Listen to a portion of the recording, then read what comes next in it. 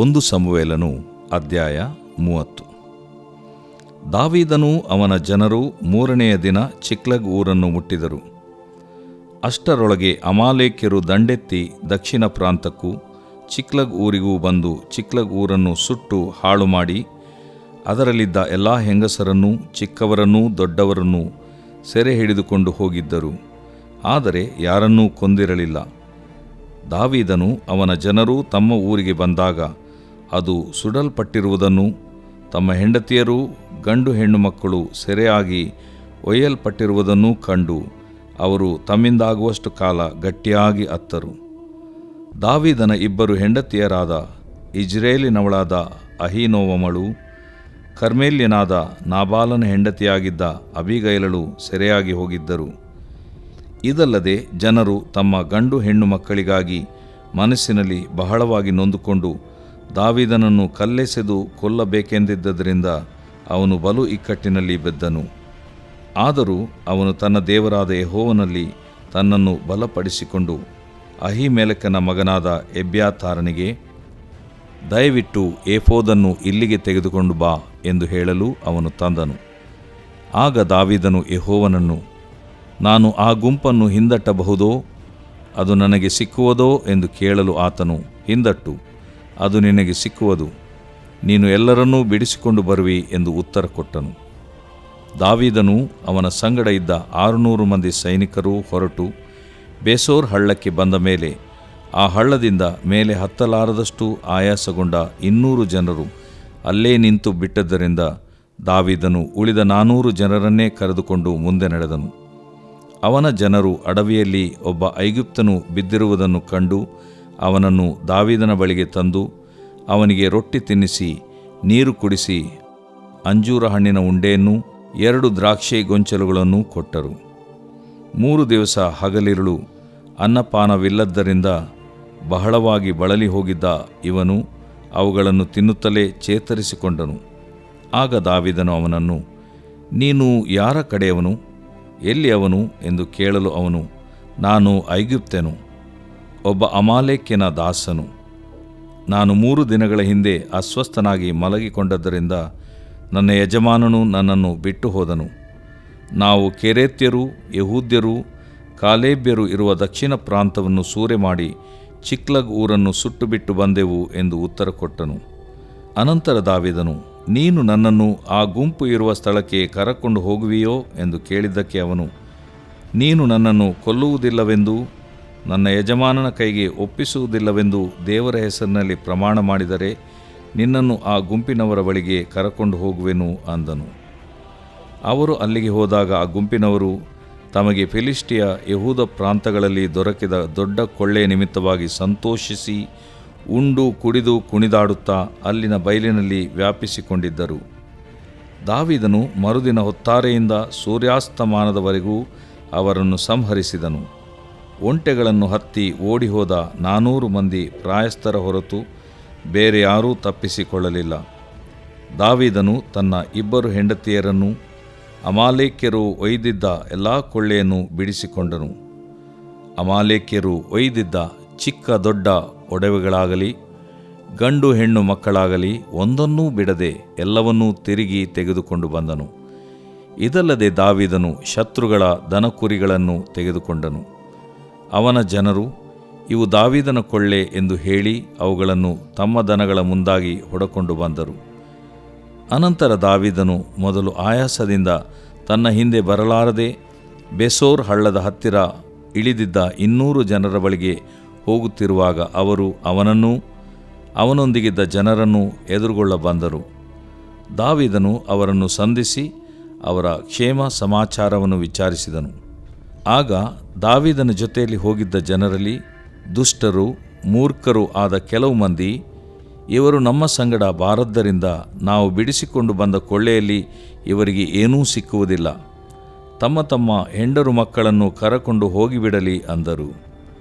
ಆಗ ದಾವೀದನು ಅವರಿಗೆ, ಸಹೋದರರೇ, ಯೆಹೋವನು ನಮ್ಮನ್ನು ಕಾಪಾಡಿ ನಮಗೆ ವಿರೋಧವಾಗಿ ಬಂದಿದ್ದ ಶತ್ರುಗಳ ಗುಂಪನ್ನು ನಮ್ಮ ಕೈಗೆ ಒಪ್ಪಿಸಿ ನಮಗೆ ಇಷ್ಟನ್ನೆಲ್ಲ ಕೊಟ್ಟ ಮೇಲೆ ನೀವು ಹೀಗೆ ಮಾಡಬಾರದು.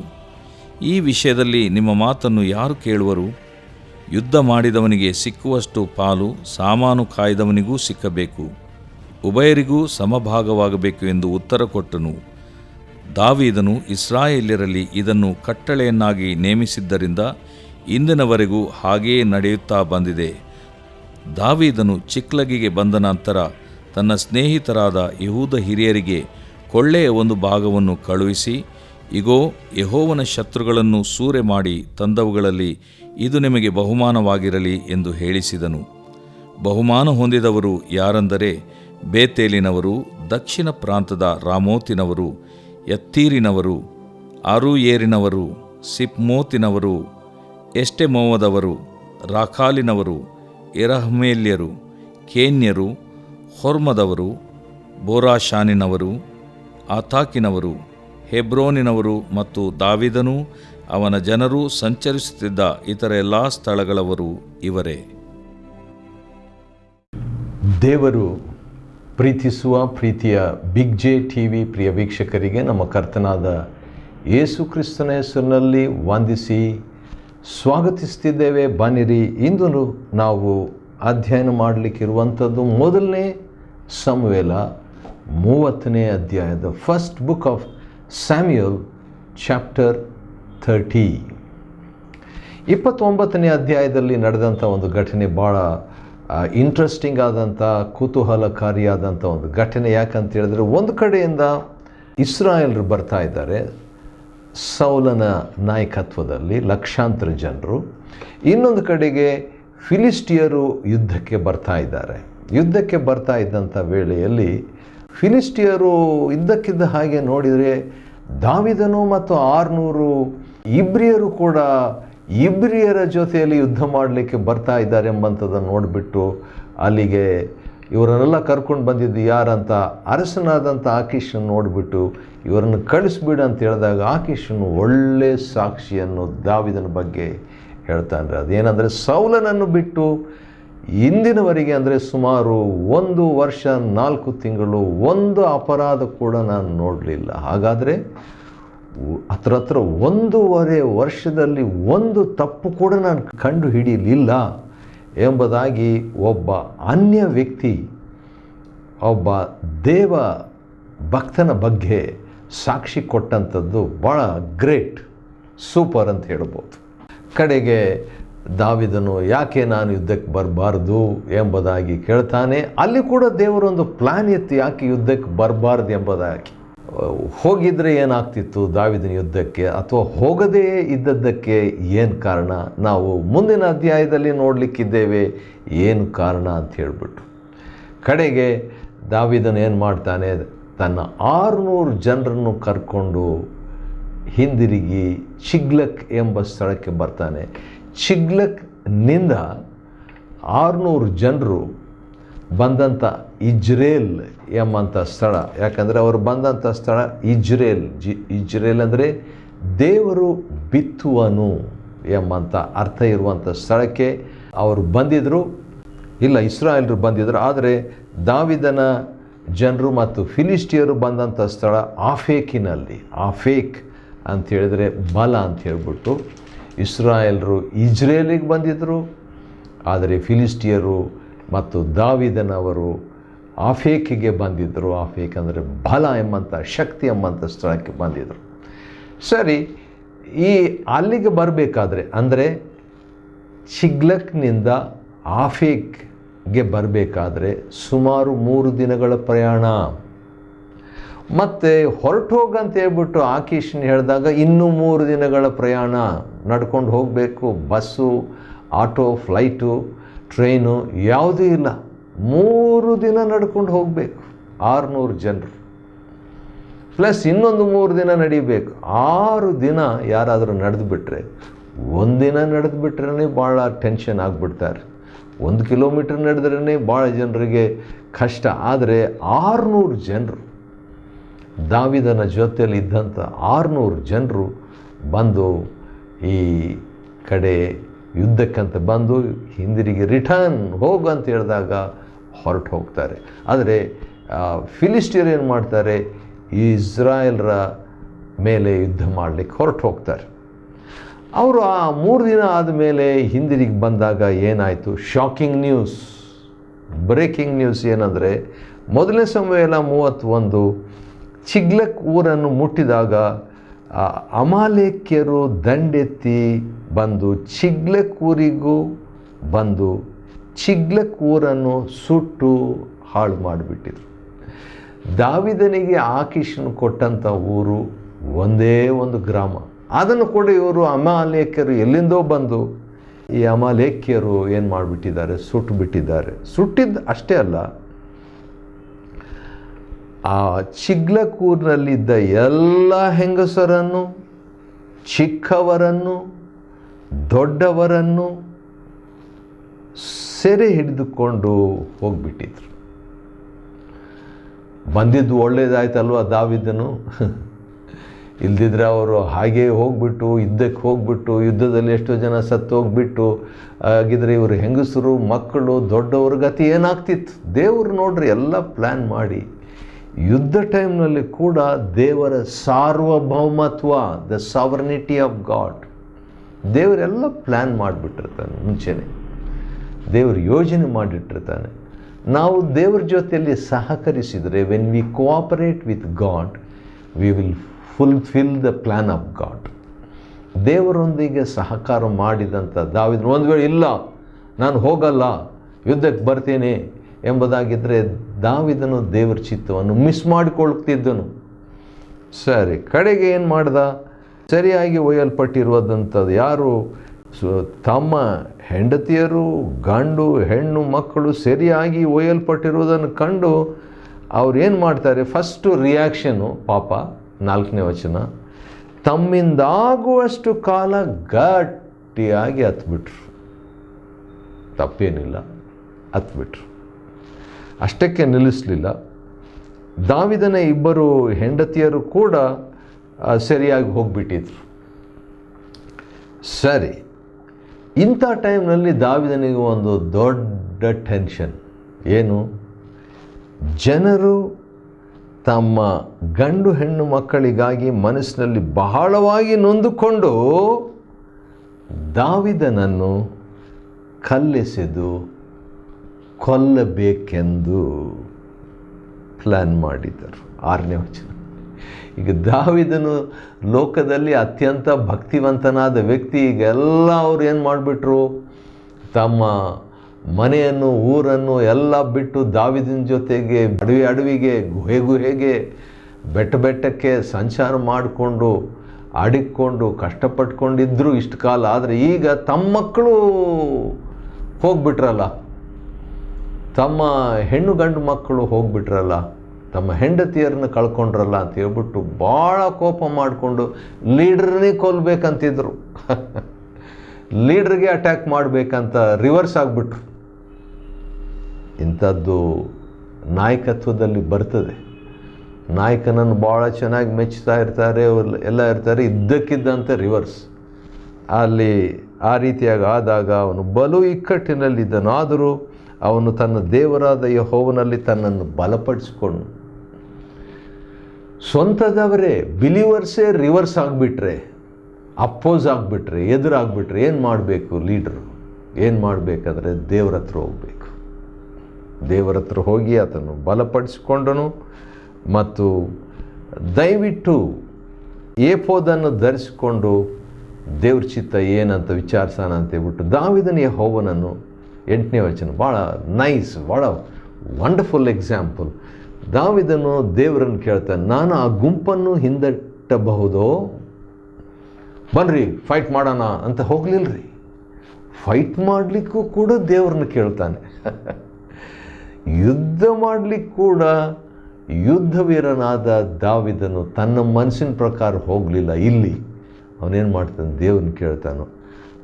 ಆಶ್ಚರ್ಯ ಏನಂದರೆ, ಯುದ್ಧ ಮಾಡಲಿಕ್ಕೆ ಅವರು ಹೋಗ್ಬೋದೋ, ಅದು ನನಗೆ ಸಿಕ್ಕೋದು, ಅವರೆಲ್ಲ ಸಿಗ್ತಾರಾ? ಎಲ್ಲರೂ ಹೆಂಡತಿ ಮಕ್ಕಳು ಎಲ್ಲರೂ 600 ಜನರ ಒಂದು ಕುಟುಂಬಗಳು ಹೋಗ್ಬಿಟ್ಟಿದೆ, ಅವ್ರು ಸಿಗ್ತಾರಾ ಅಂತ ಕೇಳಲು ದೇವರು ಉತ್ತರ ಕೊಡ್ತಾನ್ರಿ. ಏನಂತ ಉತ್ತರ ಕೊಟ್ಟನು? 8ನೇ ವಚನದ 2ನೇ ಭಾಗ, 1 ಸಮುವೇಲ 30, 1 Samuel 30 and verse 8. ದೇವರು ಹೇಳ್ತಾನೆ, ಹಿಂದಟ್ಟು ಗೋ, ಅವ್ರು ನಿನಗೆ ಸಿಗ್ತಾರೆ, ನೀನು ಎಲ್ಲರನ್ನು ಬಿಡಿಸ್ಕೊಂಡು ಬರುವಿ. ಯಾಕಂತ ಹೇಳಿದ್ರೆ 2ನೇ ವಚನದ ಲಾಸ್ಟ್ ಪಾರ್ಟ್ ಏನಿದೆ ಅಂದರೆ, ಎಲ್ಲರನ್ನೂ ಸೆರೆ ಹಿಡಿದು ಹೋಗಿದ್ರು, ಯಾರನ್ನು ಕೊಂದಿರಲಿಲ್ಲ.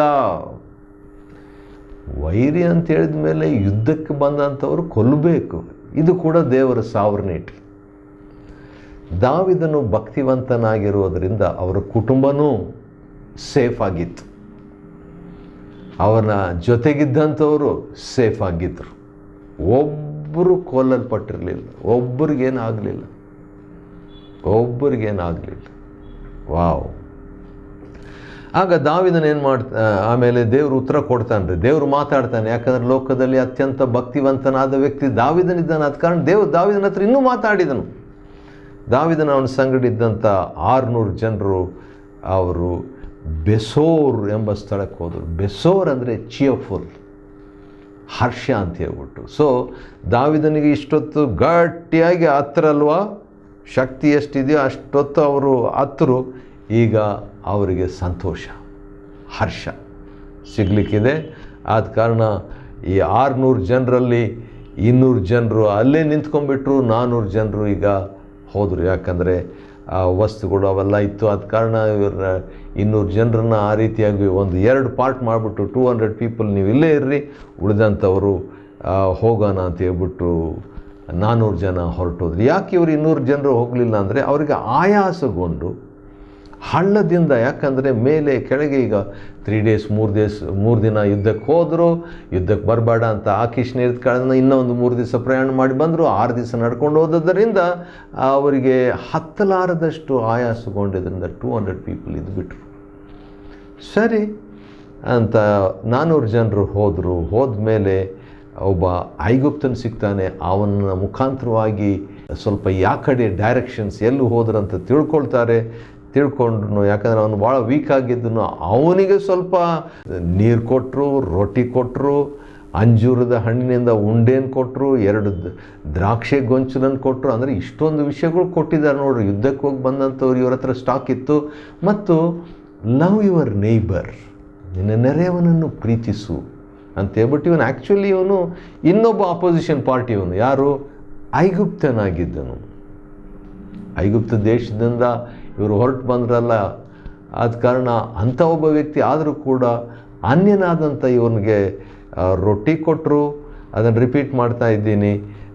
ಒಂದು ಅಂಜೂರದ ಹಣ್ಣಿನ ಉಂಡೆ ಕೊಟ್ಟರು, ದ್ರಾಕ್ಷಿ ಗೊಂಚಲನ್ನು ಕೊಟ್ಟರು. ಬೇರೆಯವರು ಭಾಳ ಟಯರ್ಡಾಗಿ ಕೂತ್ಬಿಟ್ಟಿದ್ದಾರೆ. ಆದರೆ ಇವನಿಗೆ ಸ್ವಲ್ಪ ಕೊಟ್ಟು ಅವನು ಚೇತರಿಸ್ಕೊಂಡು ಆಮೇಲೆ ನೀನು ಯಾರು ಅಂತ ಹೇಳಿದಾಗ ನಾನು ಐಗುಪ್ತನ ಅಂತ ಹೇಳ್ತಾನೆ. ಒಬ್ಬ ಅಮಾಲೇಕ್ಯನ ದಾಸನು. ಯಾಕಂದರೆ ಅಮಾಲೇಕ್ಯರನ್ನೇ ಇವ್ರನ್ನ ಅಟ್ಯಾಕ್ ಮಾಡಿಬಿಟ್ಟು ಚಿಗ್ಲಕ್ನಿಂದ ಈ ದಾವಿದನ ಹೆಂಡತಿಯರು, ಮಕ್ಕಳು, ದಾವಿದನ ಸಂಗಡಿದ್ದಂಥವ್ರೆಲ್ಲರನ್ನೂ ಹೋಗಿಬಿಟ್ಟಿರ್ತಾರೆ.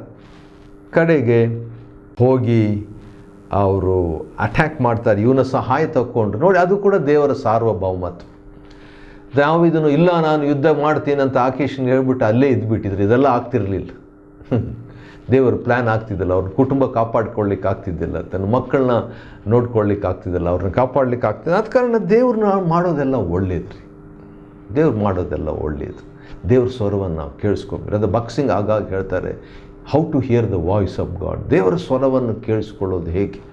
ಒಂದು 40 ಪೇಜ್ ಪುಸ್ತಕ ಅದು. ಅದನ್ನು ನಾನು ಓದಿ ನೋಡಿದಾಗ ಸುಮಾರು 200 ವಿಷಯಗಳು ಅದರಲ್ಲಿದೆ. 40 ಪೇಜ್ ಪುಸ್ತಕದಲ್ಲಿ ದೇವ್ರ ಸ್ವರವನ್ನು ಕೇಳಿಸ್ಕೊಳ್ಳೋದು ಹೇಗೆ ಎಂಬ ವಿಷಯ. ಆದ ಕಾರಣ ಇಲ್ಲಿ ಕೂಡ ದಾವಿದನ ಬಗ್ಗೆ ನೋಡುವಾಗ ದೇವರ ಸ್ವರವನ್ನು ಕೇಳಿಸ್ಕೊಂಡು ಈಗ ಹೋದಾಗ ದೇವರು ಒಂದು ಐಗುಪ್ತನಲ್ಲಿ ರೆಡಿ ಮಾಡಿರ್ತಾನೆ.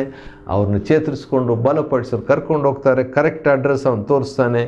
ಆದ ಕಾರಣ ವೈರಿಯ ಮೇಲೆ ಸಂಪೂರ್ಣ ಜಯವನ್ನು ಪಡ್ಕೊಂಡು ದಾವಿದನು ಎಲ್ಲರನ್ನು ಬಿಡಿಸ್ಕೊಂಡು ಬಂದುಬಿಡ್ತಾನೆ. ಯಾರ್ಯಾರನ್ನ ಕಳ್ಕೊಂಡು ಡೇವಿಡ್ ರಿಕವರ್ಡ್ ಆಲ್. ದಾವಿದನು ಎಲ್ಲರನ್ನು ಅವನು ಪುನಃ ವಶಪಡಿಸಿಕೊಂಡನು, ಅಥವಾ ಯಾರನ್ನು ಕಳ್ಕೊಳ್ಳಿಲ್ಲ. ಎಲ್ಲ ಕೊಳ್ಳೆಯನ್ನು ಬಿಡಿಸ್ಕೊಂಡು ಅಮಾಲೇಕ್ಯರು ಏನೇನು ಒಯ್ದಿದ್ರು, ಚಿಕ್ಕ ದೊಡ್ಡ ಒಡವೆಗಳಾಗಲಿ, ಗಂಡು ಹೆಣ್ಣು ಮಕ್ಕಳಾಗಿ ಒಂದನ್ನು ಬಿಡದೆ ಎಲ್ಲವನ್ನು ತಿರುಗಿ ತೆಗೆದುಕೊಂಡು ಬಂದು ಡೇವಿಡ್ ರಿಕವರ್ಡ್ ಆಲ್.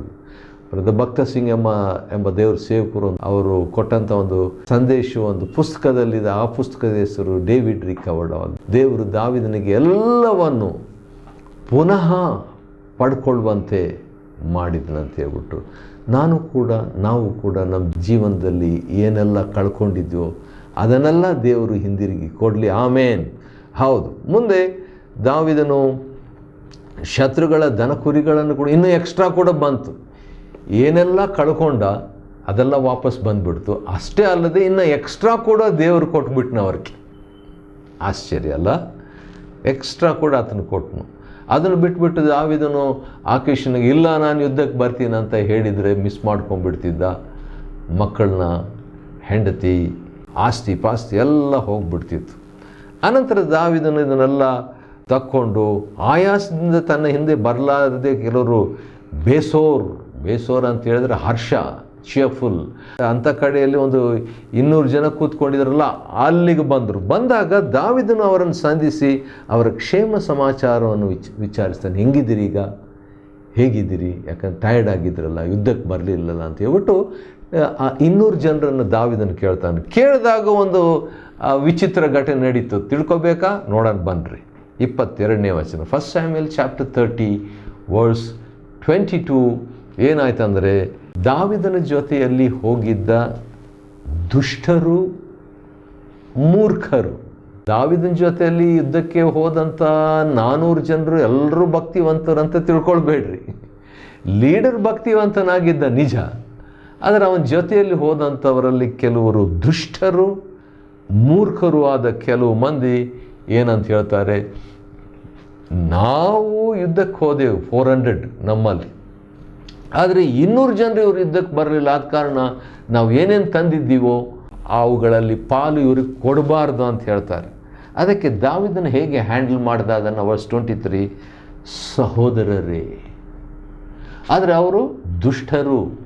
ಕರೆಕ್ಟಾಗಿ ಹೇಳಬೇಕಾದ ದುಷ್ಟರೇ ಅನ್ನಬೇಕಾಗಿತ್ತು, ಅಥವಾ ಮೂರ್ಖರಾಗಿದ್ದರು, ಮೂರ್ಖರೇ ಅನ್ನಬೇಕಾದ್ರೆ ದಾವೀದನ ಸಹೋದರರೇ, ಯೆಹೋವನು ನಮ್ಮನ್ನು ಕಾಪಾಡಿ ನಮಗೆ ವಿರುದ್ಧವಾಗಿ ಬಂದಿದ್ದ ಶತ್ರುಗಳ ಗುಂಪನ್ನು ನಮ್ಮ ಕೈಗೆ ಒಪ್ಪಿಸಿ ನಮಗೆ ಇಷ್ಟನ್ನೆಲ್ಲ ಕೊಟ್ಟ ಮೇಲೆ ನೀವು ಹೀಗೆ ಮಾಡಬಾರ್ದು ಅಂಥೇಳ್ಬಿಟ್ಟು ಒಂದು ರೂಲ್ಸ್ ತಗೊಂಬರ್ತಾನೆ ರೀ ದಾವೀದನು. ಅದೇನೆಂದರೆ ರೂಲು, ಅದು ಇವತ್ತಿಗೂ ಆ ರೂಲನ್ನು ಫಾಲೋ ಮಾಡ್ತಾರೆ. 24ನೇ ವಚನ, ಯುದ್ಧ ಮಾಡಿದವನಿಗೆ ಸಿಕ್ಕುವಷ್ಟು ಪಾಲು ವಸ್ತುಗಳನ್ನು ಕಾಯ್ದವನಿಗೂ ಸಿಕ್ಕಬೇಕು. ಯಾಕಂದರೆ ಅವರು ವಸ್ತುಗಳನ್ನು ಕಾಯ್ಕೊಡ್ರಿ ಅಂತ ಹೇಳ್ಬಿಟ್ಟು ಎಲ್ಲ ಅದು ಸೆಕ್ಯೂರಿಟಿ ಥರ, ವಾಚ್ಮ್ಯಾನ್ ಥರ ಬಿಟ್ಟು ಹೋಗಿರ್ತಾರೆ, ಅವರಿಗೂ ಕೂಡ ಅದೇ ಪಾಲು ಬರಬೇಕಂತ ಹೇಳಿದಾಗ ಇಂದಿನವರೆಗೂ ಹಾಗೆಯೇ ನಡೀತಾ ಇದೆ ರೀ. ಆಶ್ಚರ್ಯ. ಹೌದು. ಚಿಗ್ಲಕ್ಕಿಗೆ ಬಂದ ನಂತರ ದಾವೀದನೀಗ ಒಂದು ಕೆಲಸ ಮಾಡ್ತಾನೆ. ಅವನು ಸ್ವಲ್ಪ ಗಿಫ್ಟ್ಸನ್ನು ಅಲ್ಲಿರುವಂಥ ಎಲ್ಡರ್ಸ್ಗೆ ಕಳಿಸ್ಕೊಟ್ಬಿಟ್ಟು ಯೆಹೋವನು ಶತ್ರುಗಳ ಮೇಲೆ ಜಯ ಹೊಂದಿ ಈ ರೀತಿಯಾಗಿ ಕೊಟ್ಟಿದ್ದಾನೆ ಅಂತ ಹೇಳ್ಬಿಟ್ಟು ಕೆಲವು ವಸ್ತುಗಳನ್ನು ಅವರಿಗೆ ಕೊಡ್ತಾರೆ. ಆ ರೀತಿಯಾಗಿ 30ನೇ ಅಧ್ಯಾಯ 1ನೇ ಸಮುವೇಲ ಮುಕ್ತಾಯವಾಗ್ತದೆ. 1ನೇ ಸಮುವೇಲ 30ನೇ ಅಧ್ಯಾಯವನ್ನು ಅಧ್ಯಯನ ಮಾಡಿಕೊಳ್ಳುವಂತೆ ದೇವರು ಕೊಟ್ಟ ಕೃಪೆಗಾಗಿ ಆತನಿಗೆ ಸ್ತೋತ್ರವಾಗಲಿ. ದೇವರು ನಿಮ್ಮನ್ನು ಆಶೀರ್ವದಿಸಲಿ.